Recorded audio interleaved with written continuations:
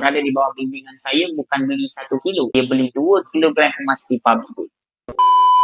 Satu keluarga mesti ada 1 kilogram emas. Inilah antara perkara yang guru kami Encik Muhammad Zulkifli Syafiee selalu pesan. Jadi ini adalah emas 1 kilogram di tangan saya ni tuan-tuan. Harga dia hari ni dah nak cecah sampai RM500,000.